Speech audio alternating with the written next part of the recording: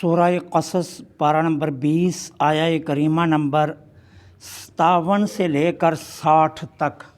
نحمدہ ونصلی ونسلم علی رسولہ الکریم، اما بعد فاعوذ باللہ من الشیطان الرجیم، بسم اللہ الرحمن الرحیم۔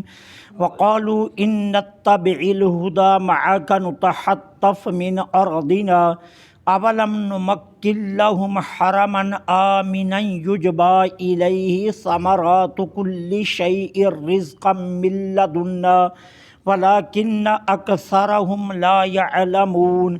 وکم اہلکنا من قریۃ بطرت معیشتها فتلک مساکنہم لم تسکن من بعدہم الا قلیلا وکنا نحن الوارثین وما کان ربک مہلک القری حتی یبعث فی امها رسولا یتلو علیہم آیاتنا وما کنا مہلک القری الا واہلها ظالمون۔ وما اوتیتم من شیء فمتاع الحیاۃ الدنیا وزینتها وما عند اللہ خیر وابقی افلا تعقلون۔ صدق اللہ العظیم۔ وقالو، اور انہوں نے کہا، ان نتبع الہدی، اگر ہم پیروی کریں، معاک، آپ کے ساتھ ہدایت کی، نتخطف من ارضنا، ہم اپنے ملک سے اچک لیے جائیں گے۔ اولم، کیا ایسا نہیں ہے، نمکن لہم، ہم نے ان کو آباد کیا، حرمن، حرم میں، آمیناً، جو امن والا ہے، یجبا الیہ ثمرات کل شیء رزقا من لدنا، اور ہماری طرف سے دیا گیا ہر قسم کا پھل جس کی طرف لایا جاتا ہے، ولیکن اکثرہم، لیکن ان کے اکثر، لا یعلمون، نہیں جانتے۔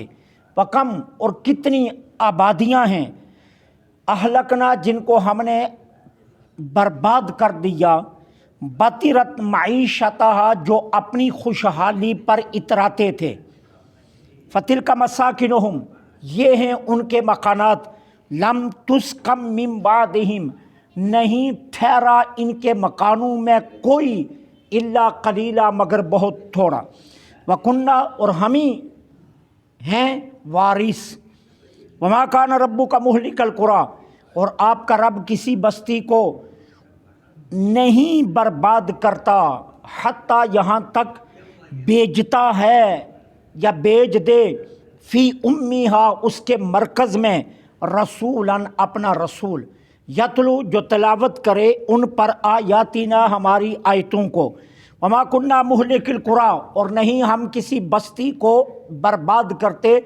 مگر اسی کو کرتے ہیں کہ جس کے رہنے والے ظالم ہوں۔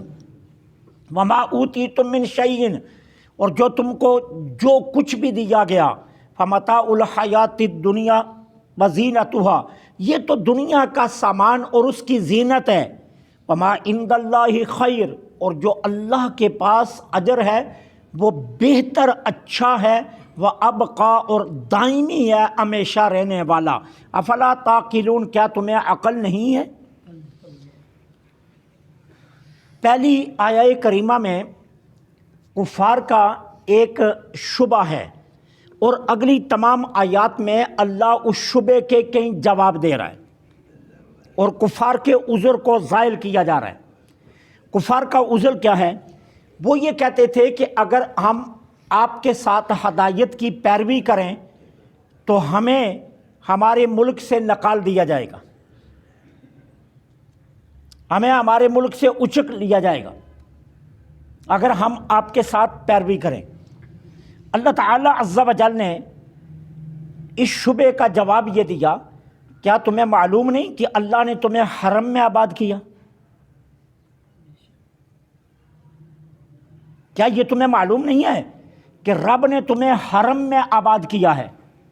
اور پھر سنو، حرم میں آباد کرنے کے بعد اللہ نے حرم کو امن والا بنا دیا، پھر اس میں اللہ نے بکثرت رزق رکھا ہے، بغیر موسم کے آپ جب بھی مکہ شریف جائیں یا مدینہ شریف، دنیا کا ہر پھل آپ کو ملے گا اور تر و تازہ ملے گا، فریش ملے گا، دنیا کی ہر سبزی ملے گی۔ اللہ فرماتا ہے بکثرت رزق ہم نے اس میں رکھا ہے۔ دنیا بھر میں جہاں جہاں کوئی ہم نے پھل دیا ہے وہ سارے اس حرم کی طرف لائے جاتے ہیں۔ جس چیز کا موسم نہیں، بنا موسم کے بھی وہاں آپ کو تازہ پھل ملے گا۔ تو اللہ فرماتا ہے کیا یہ بات سچی نہیں ہے کہ ہم نے اے کفار مکہ، اے کفار قریش، ہم نے تمہیں حرم میں آباد کیا اور پھر یہاں پہ کثرت رزق رکھ دیا، اور پھر دیکھو تم ہمیں مانتے نہیں ہو، ہمیں چھوڑ کر بتوں کی پوجا کرتے ہو اور میری عبادت سے اعراض کرتے ہو۔ اگر تم مجھے مان لو، نہ مانتے ہوئے اتنے کرم ہیں، تو اگر مان لو تو پھر کتنے کرم ہوں گے؟ ابھی نہیں مانتے ہو تو دیکھو کہ تمہارے اوپر کتنے احسانات ہیں، اور اگر تم مان لو تو پھر کتنا کرم ہوگا۔ اور پھر اگر تم مان لو تو تمہارا یہ کہنا کہ ہمیں ہمارے ملک سے اچک لیا جائے گا، تمہیں مکے سے کوئی نہیں نکالے گا۔ تمہیں کون مکے سے نکالے گا؟ سرکار علیہ صلاۃ والسلام کو مکہ سے مکہ والوں نے نکالا تو نہیں، ان کی کیا ضرورت تھی وہ نکال دیتے؟ سرکار نے تو رب کے حکم سے ہجرت کی ہے، سرکار نے اللہ رب العالمین کے حکم سے ہجرت کی ہے۔ اور جب دوبارہ سرکار تشریف لائے تو مکے کے فاتح بن کر آئے۔ کہا پھر تمہیں کون نکال سکتا ہے مکہ سے؟ سرزمین حرم سے کون نکال سکتا ہے؟ تمہارا یہ عذر بالکل غلط ہے کہ اگر ہم آپ کے دین کی پیروی کریں تو ہمیں ہماری سرزمین سے اچک لیا جائے گا، یہ تمہارا کوئی عذر نہیں ہے۔ پھر انہوں نے کیا کہا؟ کہنے لگے کم اہلکنا من قریۃ۔ اب اللہ جل سبحانہ و تعالیٰ فرماتے ہیں ہم نے ان تمام بستیوں کو ہلاک کر دیا جن کے رہنے والے اپنی خوشحالی پر اتراتے تھے، جن کو ناز تھا نا اپنی خوشحالی پر، جن کو فخر تھا، جن کو تکبر تھا اپنی خوشحالی پر کہ ہمارے پاس دولت ہے، ہم بہت امیر لوگ ہیں۔ اللہ فرماتا ہے دیکھتے نہیں ہو ہم نے ان سب کو برباد کر دیا، ان بستیوں کو ہم نے تباہ کر دیا کہ جو اتراتے تھے اپنی خوشحالی پر۔ یہ کفار مکہ کے دوسرے شبے کا جواب ہے۔ دوسرا شبہ ان کا کیا تھا کہ اگر ہم آپ کی پیروی کریں تو ہم سے یہ ساری نعمتیں چھن جائیں گی، ہم سے یہ ساری نعمتیں کیا ہوں گی؟ چھن جائیں گی۔ اللہ فرماتا ہے تم سے نعمتیں ایمان لانے کی وجہ سے نہیں چھنیں گی، ایمان نہ لانے کی وجہ سے چھن جائیں گی۔ اور اس کی مثال ہم تمہیں دیتے ہیں کہ بہت سے لوگ تھے کہ جن کے پاس دولت تھی، خوشحالی تھی، مال تھا، سونا تھا، جائیدادیں تھیں، انہیں دعوت دی گئی وہ ایمان نہ لائے تو ہم نے انہیں تباہ و برباد کر دیا۔ تو ایمان لانے سے تم سے نعمتیں چھنیں گی نہیں، ایمان نہ لانے سے چھنیں گی۔ اور تمہارا یہ کہنا کہ اگر ہم ایمان لائے اور ہم نے آپ کی پیروی کی تو ہم ان نعمتوں سے محروم کر دیے جائیں گے، کہا یہ تمہارا عذر غلط ہے، یہ کوئی عذر نہیں ہے۔ دیکھو ہم نے کتنی بستیوں کو برباد کیا اور تباہ و برباد کر دیا جو اپنی خوشحالی پر اترا رہے تھے۔ کہا پھر فَتِلْكَ مَسَاكِنُهُمْ، یہ ہیں ان کے مکانات۔ دیکھو یہ ان کے مکانات جو کھنڈر بنے ہوئے، لم تسکم من بعدہم الا قلیلا، ان کے بعد پھر کوئی ان مکانوں میں رہا نہیں ہے، کوئی نہیں ٹھہرا۔ کیوں؟ حدیث پاک میں آتا ہے کہ نبی رحمت صلی اللہ علیہ وسلم جب مکہ سے باہر سفر فرماتے یا مدینہ سے، تو جہاں پہلی قوموں کی عذاب والی جگہیں آتی، سرکار صحابہ کو فرماتے تیزی سے گزر جاؤ یہاں سے۔ وہاں اب کوئی نہیں رہتا۔ کہا یہاں بڑے بڑے عمراء رہتے تھے، آج دیکھو کوئی رہنا پسند نہیں کرتا۔ کیوں؟ ان کے گناہ اتنے سرایت کر گئے ان جگہوں میں کہ آج صدیاں بیت جانے کے باوجود بھی وہاں کوئی رہنے کے لیے تیار نہیں ہے۔ تو نعمتیں ایمان نہ لانے سے چنتی ہیں، ایمان لانے سے نہیں چنتی۔ آج کوئی ان کے مکانات میں رہنے کے لیے تیار نہیں ہے۔ اور پھر جب وہ لوگ ہلاک ہو گئے تو پھر وارث کون ہے؟ اللہ فرماتا ہے ہم ہیں وارث، ہمارے سوا کون ہے وارث؟ دیکھیے نا، ہم اپنی اس ہسٹری کو کھولیں تو اس زمین پر کل کون تھا، پھر کون آیا، پھر کون آیا، پھر کون آیا، اور پھر ایک وقت آئے گا جب سارے انسان دنیا سے اٹھ جائیں گے تو اس زمین کا وارث کون ہوگا؟ رب۔ حضرت ابراہیم بن ادم جب بلخ کے بادشاہ تھے نا، تو ایک فقیر آیا اور ابراہیم بن ادم تخت پر بیٹھے ہوئے ہیں۔ فقیر نے گدڑی پہنی اور بستہ اپنا جو ہے نا وہ بستر اپنے کاندھے پر رکھا ہوا ہے۔ اب ابراہیم تخت لگا کر بیٹھے ہوئے ہیں، ابراہیم بن ادم، وہ آیا، اس نے تخت کے سامنے بستر بچھایا اور بستر بچھا کر لیٹ گیا۔ اب بادشاہ کا تخت لگا ہوا ہے اور فقیر لیٹ گیا۔ سارے حیران ہو گئے یہ کیا حرکت کر رہا ہے؟ تو پاس جو کھڑے تھے پاسباؤں نے کہا اے بابا تو پاگل تو نہیں؟ کہا کیا ہوا؟ کہا تجھے نظر نہیں آ رہا یہ بادشاہ کا محل ہے؟ اچھا، بابا اٹھ کر بیٹھ گیا۔ کہا یہ بادشاہ کا محل ہے؟ اس نے کہا ہاں بادشاہ کا محل ہے۔ کہا نہیں نہیں، یہ تو سرائے ہے۔ سرائے کہتے ہیں وہ جو راستے کے اوپر بنائی جاتے تھے مسافروں کے ٹھہرنے کے لیے، ان کو سرائے کہتے تھے۔ کہا یہ تو سرائے ہے، مسافروں کے ٹھہرنے کی جگہ۔ تو ابراہیم بن ادم نے کہا بابا ہوش کر، یہ سرائے نہیں ہے، میں بلخ کا بادشاہ ہوں، شہزادہ ہوں، یہ تخت ہے اور میں تخت پر بیٹھا ہوا ہوں۔ اچھا، کہا اچھا مجھے پتہ نہیں تھا۔ اچھا ایک بات تو بتاؤ، اس تخت پر پہلے کون تھا؟ کہا میرا پردادا، پھر کہا دادا، کہا پھر کہا میرا باپ، کہا اب، کہا میں، تو کہا پھر یہ سرائے ہوئی ہے نا جہاں مسافر بدل رہے ہیں۔ تو کہتا ہے یہ بادشاہ کا محل ہے؟ اس کو محل کون کہتا ہے؟ جہاں لوگ بدل رہے، پہلے تیرا پردادا تھا وہ چلا گیا، پھر تیرا دادا آ گیا وہ چلا گیا، پھر تیرا باپ آ گیا وہ چلا گیا، آج تو آیا ہے تو چلا جائے گا، کل کوئی اور آ جائے گا اور تو اس کو بادشاہ کا محل کہتا ہے؟ یہ تو سرائے ہے، جہاں مسافر بدلتے ہوں وہ تو سرائے ہوتی ہے۔ ابراہیم بن ادم کی آنکھیں کھل گئی، اسی وقت شاہی لباس اتارا، گدڑی پہنی اور محل چھوڑا اور جنگل میں نکل گئے، اور پھر پلٹے اس وقت جب اللہ کا ولی مقرب بن گئے تھے۔ یہ جو زمین ہم کہتے ہیں میری دولت، میرا پیسہ، میری فیکٹریاں، میرے بنگلے، میری کوٹھی، میری کار، یہ سب کچھ یہیں رہ جائے۔ اللہ فرماتا ہے پھر ایک وقت آئے گا اگر تم باز نہ آئے، تمہارے ان محلات کو ایسا کھنڈر بناؤں گا یہاں رہنا کوئی پسند نہیں کرے گا، جن کو تم آج محل کہتے ہو۔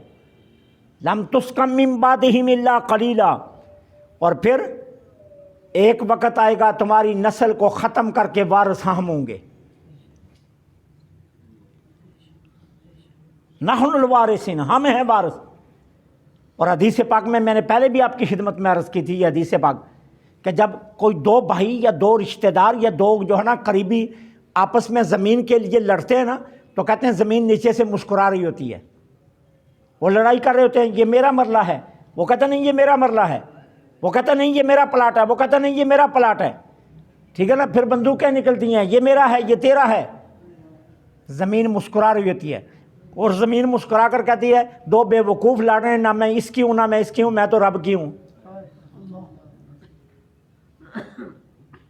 میں تو رب کی ہوں۔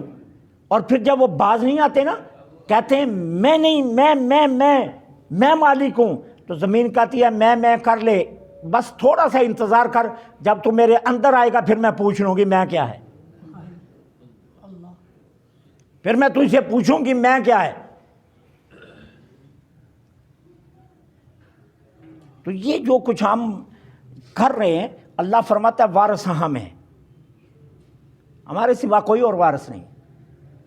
نہیں یقین تو دیکھ لو، ہسٹری نکال کر دیکھ لو، پڑھ کر دیکھ لو، سوچ کر دیکھ لو، فکر کر کے دیکھ لو، اس زمین کے ایک ایک ذرے کے وارث ہم ہیں۔ اچھا، پھر کفار کا ایک اور شبہ تھا، اس شبے کا تیسرا جواب دیا جا رہا ہے۔ اب شبہ یہ تھا کہ اگر اللہ تعالی عز و جل نے پہلے کافروں کو جو اپنی خوشحالی پر اتراتے تھے ان کو ہلاک کر دیا، تو حضور کی بعثت سے قبل مکہ کے کافروں کو اللہ نے کیوں تباہ نہ کیا؟ یہ بھی تو کفر اور عناد میں مستغرق ہوئے تھے، اور یہ بھی اپنی خوشحالی پر اترا رہے تھے، تو اللہ نے ان کو برباد کیوں نہیں کیا؟ اب اللہ اس شبے کا جواب کیا دے رہے ہیں؟ اللہ فرماتے ہیں وَمَا كَانَ رَبُّكَ مُهْلِكَ الْقُرَىٰ، اللہ کسی بستی کو ہلاک نہیں فرماتا حَتَّى يَبْعَثَ فِي أُمِّهَا رَسُولًا، یہاں تک کہ اس کے مرکز میں پہلے رسول بھیجتا ہے۔ جتنی دیر تک اپنا رسول نہ بھیج دے اتنی دیر تک کسی بستی کو اللہ ہلاک نہیں فرماتا۔ وہ رسول کیا کرتا ہے؟ یتلو علیہم آیاتنا، لوگوں کو آ کر ہماری آیات سناتا ہے، ہماری آیات سناتا ہے، اور اگر وہ آیات سن کر بھی منکر رہیں، رسول کی پیروی نہ کریں، رسول کی بات کو نہ مانیں، ہدایت کا پیغام قبول نہ کریں، تو اللہ فرماتا ہے وَمَا كُنَّا مُهْلِكَ الْقُرَىٰ، ہم کسی بستی کے رہنے والوں کو ہلاک نہیں کرتے مگر انہی کو ہلاک کرتے ہیں جو ظالم ہوتے ہیں۔ جو کون ہوتے ہیں؟ ظالم۔ اب پھر یہاں ایک اور سوال ہو جائے گا کہ مکہ والے بھی تو ظالم تھے۔ مکہ والے کون سے ظالم نہیں تھے؟ کفار قریش بھی تو بڑے ظالم تھے۔ کون سا ظلم تھا جو اس وقت روا نہیں تھا؟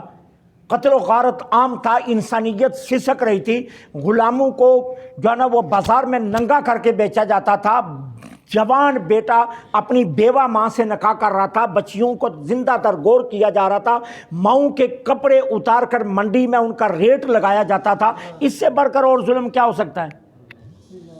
تو مکہ والے بھی تو ظالم تھے۔ پھر اللہ تعالیٰ نے ان ظالموں کو برباد کیوں نہیں کیا؟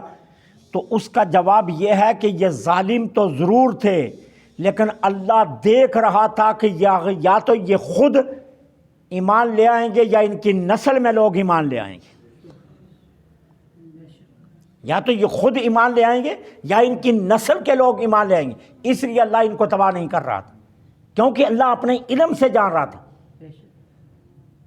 کہ ایک وقت آئے گا کہ یہ لوگ ایمان لے آئیں گے۔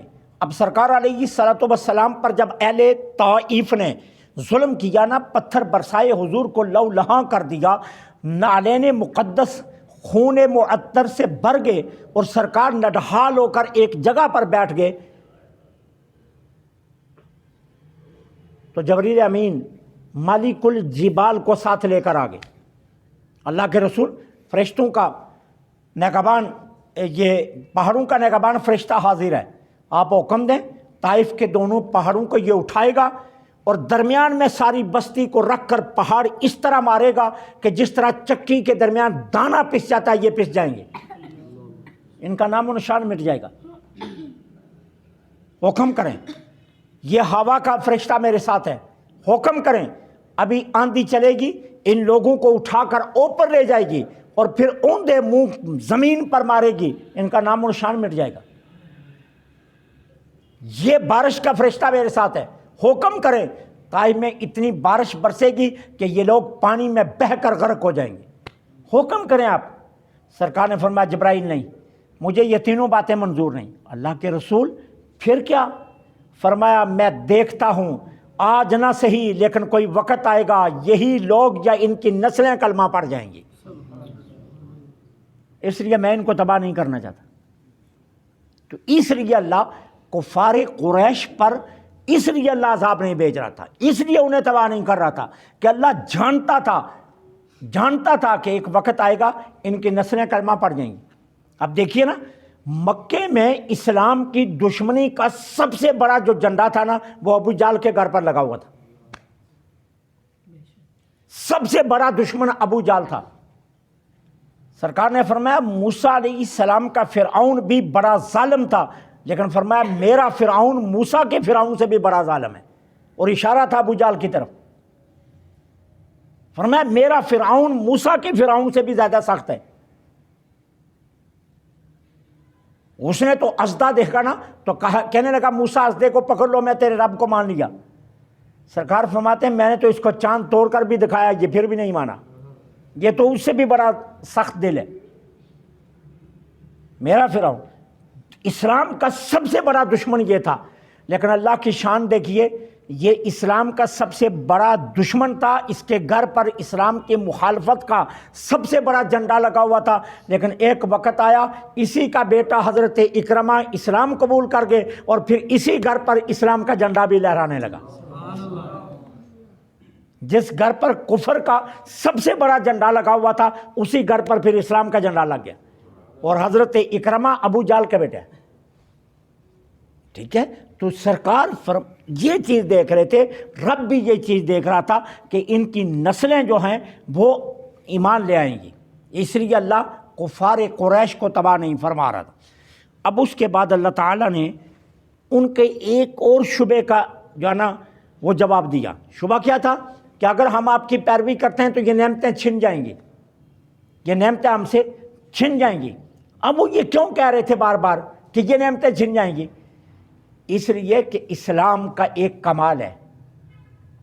اسلام کا کمال سننا. اسلام کا کمال کیا ہے؟ جو روز گوشت کھاتا تھا نا، جب اسلام میں آیا تو اسلام نے اس کو پیمند والے کپڑے پہنا دیے. عمر بن خطاب ہر روز گوشت کے ساتھ روٹی کھانے والا، اسلام میں آیا تو پیمند والے کپڑے پہنتا تھا. پیمند والے. ابو بکر صدیق خاندان قریش کے سردار تھے، عالم الانساب تھے، نسبوں کا اتنا علم تھا ابو بکر کے پاس کہ اونٹ کہیں سے دنیا سے پکڑ کر لے آؤ، ابو بکر اونٹ دے کر بتا دیتے تھے اس کی ماں کون سی ہے، اس کا باپ کون سا ہے، اس کی نسل کون سی ہے، اس کا دادا کون سا ہے. نسبوں کے اتنے بڑے عالم تھے حضرت ابو بکر صدیق. ٹھیک ہے، گھر میں خوشحالی تھی، اسلام قبول کیا تو پھر کیا تھا؟ خشک روٹی پر گزارا کر رہے تھے. خشک روٹی پر. دادا بادشاہ، باپ بادشاہ، دادا بادشاہ ہے، باپ بادشاہ ہے، لیکن جب پوتے کی بیٹے کی باری آئی تو عمر بن عبد العزیز نے اپنا سب کچھ لٹا دیا تھا اور گھر خالی کر دیا تھا. اسلام یہ سادگی سکھاتا ہے. اسلام یہاں کھڑا کرتا ہے. اسلام فکر آخرت دیتا ہے، فکر دنیا نہیں دیتا. اسلام انسان کو اس طرف لگاتا ہے. بڑے بڑے شہزادے تھے مکہ میں، اسلام قبول کیا، ٹھیک ہے، تو پھر حالت بدل گئی. یہ اسلام کا کمال ہے. نعمتیں چھینتا نہیں ہے اسلام. اسلام نعمتیں دیتا ہے لیکن زندگی سادہ بنا دیتا ہے. اسلام سادگی سکھاتا ہے. کہتے ہیں کہ کوفہ میں ایک رمضان المبارک کے اندر ایک بڑا پر لذیذ دسترخوان لگا ہوا تھا. مسافر آ کر بیٹھے ہوئے تھے افطاری کے لیے اور اس پر کئی طرح کے کھانے لگے ہوئے تھے. تو ایک مسافر اٹھا تو مسجد میں چلا گیا اور مسجد میں جا کر دیکھا تو ایک بزرگ بیٹھے ہوئے ہیں اور ہاتھ میں خشک روٹی لی ہوئی ہے. خشک روٹی کئی دنوں کی پرانی، روزہ کھولنے کے لیے. تو وہ مسافر گیا ان کے پاس، کہتا ہے بابا جی یہ مسجد کے تھوڑا سا ہی قریب محلے میں بہت شاندار دسترخوان لگا ہوا ہے جس پر کئی طرح کی نعمتیں ہیں، تو آپ اس خشک روٹی سے روزہ کیوں کھولتے ہیں؟ وہاں جائیں، شربت ہیں، کھجوریں ہیں، طرح طرح کی خبز لگی ہوئی ہیں، دہی لگا ہوا ہے، پتہ نہیں کیا کچھ اس دسترخوان پر لگا ہوا ہے. تو وہ بزرگ مسکرا پڑے اور ساتھ آنسو بھی گر گئے. کہا یہ دسترخوان کسی اور کا نہیں، یہ میرے بیٹے حسین کا ہے. وہ علی تھے. کہا یہ میرے بیٹے حسین کا ہے. لیکن وہ دسترخوان ہم نے فقیروں کے لیے لگایا، اپنے لیے یہی خشک روٹی ہے، وہ مسافروں کے لیے لگایا ہوا ہے، اپنے لیے یہی خشک روٹی ہے۔ اسلام یہ سکھاتا ہے۔ اب ان کا خیال یہ تھا کہ ابو بکر پہلے خوشحال تھے، اسلام قبول کیا تو اب جو ہے نا ان کے گھر خوشحالی نہیں رہی۔ عمر خوشحال تھے، اب پیوند لگے کپڑے پہن رہے ہیں، تو اس کا مطلب یہ اسلام نعمتیں چھین لیتا ہے۔ اب اللہ تعالیٰ نے اس کا جواب دیا، وَمَا أُوتِيتُم مِّن شَيْءٍ فَمَتَاعُ الْحَيَاةِ الدُّنْيَا وَزِينَتُهَا، اوئے جو کچھ تمہیں دیا گیا ہے یہ تو دنیا کا تھوڑا سا سامان اور زینت ہے، دنیا کا تھوڑا سا سامان اور زینت ہے، یہ تھوڑا سا سامان ہے دنیا کا اور زینت۔ حدیث کا عنوان بیان کر دیتا ہوں، من و ان نہیں لیکن عنوان مفہوم سمجھاتا ہوں۔ میرے آقا فرماتے ہیں اگر ساری دنیا کی دولت اور ساری دنیا کا سونا اکٹھا کر کے ایک پلڑے میں رکھا جائے اور آخرت کی ایک نعمت رکھی جائے تو آخرت کی نعمت پھر بھی بھاری ہوگی، ایک نعمت۔ یہ تو جب اجر ملے گا نا پھر پتہ چلے گا، یہ جب اجر ملے گا نا پھر پتہ چلے گا۔ یار ایک سیدھی سی بات آپ سے پوچھتا ہوں، یہاں سے لے کر گھنٹہ گھر تک ایک طرف شیخ الحدیث کھڑے ہوں استقبال کے لیے، ایک طرف خطیب قراء حفاظ کھڑے ہوں استقبال کے لیے، کیا منظر ہوگا؟ کتنا عجیب منظر ہوگا کہ یہاں سے گھنٹہ گھر تک شیخ الحدیث کھڑے ہیں استقبال کرنے کے لیے، اور ادھر حفاظ علماء اور قاری کھڑے ہیں استقبال کرنے کے لیے، اور گھنٹہ گھر میں جا کر بادشاہ سلامت کھڑے ہیں، وزیر اعظم، ملک کا صدر، ملک کی ساری کابینہ کھڑی ہو، کتنا اعزاز ہوگا۔ لیکن اگر انسان قبر میں جائے تو تنہا ابو بکر آگے استقبال کے لیے آئے تو یہ سارا استقبال بھول جائے گا یا نہیں بھول جائے گا؟ بھول جائے گا یا نہیں بھول جائے گا؟ خادم رضوی رحمت اللہ علیہ کی نماز جنازہ پر میں کہتا ہوں میں اوپر کا 70 اڑا دیتا ہوں، 1 کروڑ بندہ تھا یار، 1 کروڑ ایک طرف۔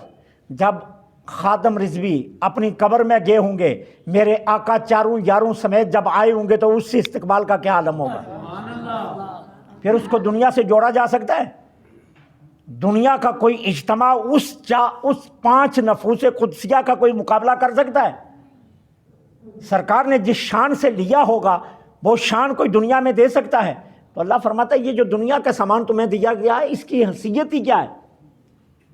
یہ تو ایک مختصر سی زینت ہے، ایک مختصر سی زینت ہے۔ تم بچے تھے، ماں روز تمہیں نہلاتی تھی، پاؤڈر لگاتی تھی، تمہیں خوشبوئیں لگاتی تھی، تم تھوڑے سے بڑے ہو گئے، اب خود نہانے لگے، اب خود جو ہے نا اپنا خیال رکھنے لگے، پھر اور جوان ہو گئے، تمہیں احساس ہوا نہیں مجھے بن صبر کر رہنا چاہیے، پھر بن صبر کر رہنے لگے۔ جس منہ کو سنوارتے تھے اب بڑھاپا آنے لگا، اسی پر جڑیاں پڑنی شروع ہو گئی، جاتا رہا حسن، اب منہ سے آہستہ آہستہ دانت نکلنا شروع ہو گئے، اب آواز بھی بے ترتیب ہو گئی، منہ کی جو جلد تھی وہ بھی بے ترتیب ہو گئی، اب وہ ہمت نہیں رہی، اب وہ کمر جھکنا شروع ہو گئی، وہ سارا کچھ جاتا رہا، وہ سارا کچھ جاتا رہا۔ اور آخرت کی ایک نعمت سنو، اللہ میدان محشر کا جب فیصلہ سنا دے گا نا، آپ جنت میں جاؤ گے تو آپ کی عمر کر دی جائے گی 30 سال، 30 کروڑ سال بھی جنت میں رہو گے تو 30 سال سے 31 سال نہیں ہوں گے، 30 سال ہی رہو گے۔ کتنی جوانی ہوگی، کتنا حسن ہوگا، کتنی خوبصورتی ہوگی، کوئی جھری نہیں آئے گی، کوئی حسن میں ماند نہیں پڑے گا، کسی طبت، کسی کریم، کسی لوشن کی ضرورت نہیں پڑے گی، ہر روز چمکتے چہرے کے ساتھ تم جنت میں ٹہلو گے۔ تو مقابلہ ہو سکتا ہے دنیا کی نعمتوں کا آخرت کی نعمتوں سے؟ تو اللہ فرماتا ہے یہ جو دنیا کا سامان تمہیں دیا گیا ہے یہ تو ایک سامان ہے تھوڑا سا اور زینت ہے۔ سنو، وما عند اللہ خیر و ابقا، اللہ کے پاس جو اجر ہے وہ اچھا بھی ہے اور وہ دائمی بھی ہے۔ یہاں کوئی چیز دائمی نہیں ہے، کوئی بتا دو نا کوئی دائمی ہے، کوئی ایک چیز انگلی کھڑی کرے کہ جی میں دنیا میں فلاں چیز میرے پاس دائمی ہے، کوئی چیز دائمی نہیں۔ جب اپنی زندگی دائمی نہیں تو باقی کیا دائمی ہے؟ تو اللہ فرماتا ہے آخرت کی ہر نعمت دائمی ہے، ہر نعمت اللہ نے جو تمہارے لیے رکھی ہے وہ دائمی ہے۔ افلا تعقلون، کیا تمہیں عقل نہیں ہے؟ کہ سامان دنیا پر تم جو ہے نا وہ اتراتے پھرتے ہو اور سامان دنیا پر آسیں لگا کر بیٹھ گئے ہو، تمہیں عقل نہیں ہے کہ تم شعور نہیں رکھتے؟ تم سوچتے کیوں نہیں ہو کہ یہ دنیا کی زندگی ہیچ ہے اور اللہ کے ہاں جو اجر ہے وہ سب سے بہترین ہے۔ اللہ سے دعا ہے اللہ حق کے نے حق سننے، حق پر عمل کی توفیق عطا فرمائے۔ وما علینا